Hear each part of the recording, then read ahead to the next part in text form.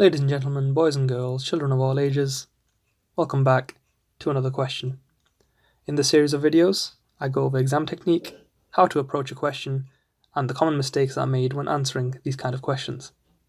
So previously, we looked at recurring decimals and how to divide them, but in this video we will be going over fractional indices. I get all my questions from mathsgenie.com, and this is the final question of fractional indices. So the question we're given today will be a quite short one. That's 25 over 16 all to the power of minus 3 over 2. So as I said in my previous video, I always like to write down the question, just so I know what I'm working with. So we have 25 over 16 all to the power of minus 3 over 2. And that will be equal to our answer because it says find the value of that. So we're trying to find the value of that. So now that I have the question written down, once I have something written in the space over here, I will know I have finished the question. Before that, I have not finished the question. All right, so to do this question, we have to recognize three key parts. The first part is that the whole fraction is to the power of something. Second part is that it's a negative fraction that we have as a power. And thirdly, that our power is a fraction. Once we understand these three parts, we'll be able to answer the question. One of the biggest mistakes people make is they assume that only the numerator is being raised to the power of whatever the power is, in this case minus 3 over 2. But that's not the case. Because there's a bracket outside the fraction, that means that the whole fraction, so everything that's inside the bracket, is being raised to the power of minus 3 over 2. So the second aspect, which is quite important, that's the minus.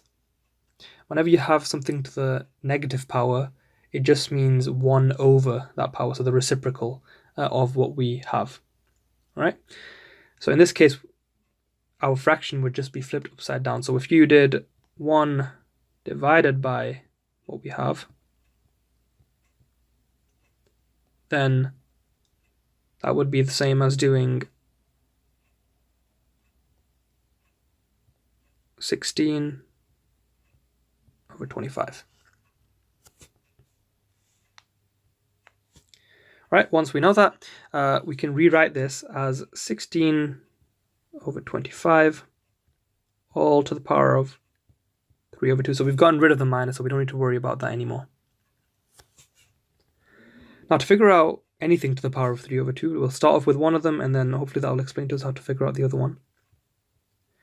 3 over 2, it can be rewritten by using our fractional indices laws as 16 to the power of a half all cubed, because we know when something is raised, when a power is raised to the power of something, then it is the same as multiplying those powers. So in this case, we have 16 to the power of a half to the power of 3, which means that this can be written the same as 16 to the power of a half times 3, and a half times 3 is our 3 over 2, which means these two numbers are exactly the same.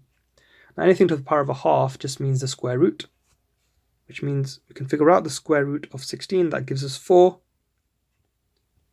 inside the bracket, and then we still have the cubed. And 4 cubed is 64. So in essence, when you have to the power of 3 over 2, you square root it and then you cube it. Or another way of thinking about it is whenever you have a fraction, you do the root of the denominator and then raise it to the power of the numerator. And we're going to repeat that with the 25 as well. 25 to the power of 3 over 2. We can rewrite that as 25 to the power of a half. Now, I'm just rewriting this just to show you guys how it works. In your actual exam, you don't have to rewrite it that way. If you can just see that it's the root of the denominator and the power of the numerator, then that's also perfectly fine. 25 to the power of a half is 5, and all of that is being cubed, and 5 cubed is 125.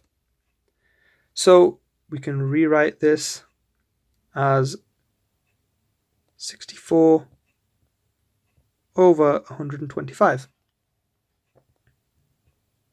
And that's it, that's our answer. 64 over 125. Now it does say find the value, so you can rewrite it in its decimal form, which is 0.512. All right, so if we go over the question again, the first thing was to note that the whole fraction is being raised to the power of minus 3 over 2. Second important part was that it's a negative power, which means we do 1 divided by our fraction, or whatever was inside the brackets, to get 16 over 25. And the last part was realizing that 3 over 2 is the same as square rooting and then raising to the power of 3. And that way we got 16 to the power of 3 over 2, which got us 64, and 25 to the power of 3 over 2, which got us 125. And that was our answer, 64 over 125, which can't be written in a simpler form, but it can be written as a decimal, 0.512. So thank you for watching. And if you have any other questions, or if you would like to give some input on my method, please do comment down below. If you have an easier way, or if you have a different way of doing it, I'd be very happy to see that. So I'll see you in the next video, and stay safe.